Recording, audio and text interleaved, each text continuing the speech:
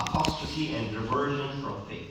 Yes, that is another one of the objectives of the enemy, to cause apostasy and to cause you denounce your own faith, that you become hate, you bring this hatred about your own religion, your own faith, that you start denouncing it, you start going away from. وَدَّ كَثِيرٌ مِنْ أَهْلِ الْكِتَابِ لَوْ يُرْدُونَكُمْ مِنْ بَعْدِ إِيمَانِكُمْ كُفَّارًا. Surah Baqarah, ayat number 109. Many among the people of the book wish to turn you back into disbelievers after you believe. Now, of course, keeping the context of history in mind, at that time in the earlier days of Islam, and of course continuing today, the enemy harboring the desire for disbelievers to revert to disbelief. This is what you were before. Leaves no strategy unused.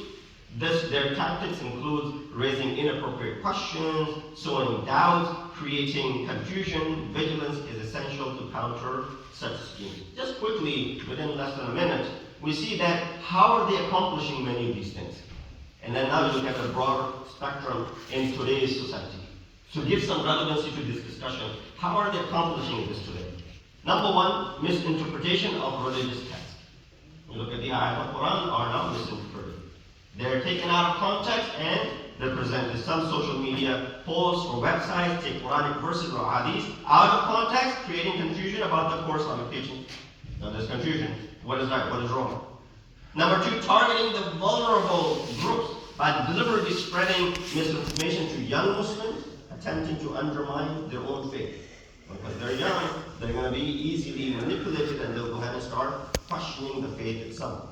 Cultural practices. Media sometimes glorifies lifestyles and values that conflict with the religious principles. Well, religion doesn't say your subcontinent background says this.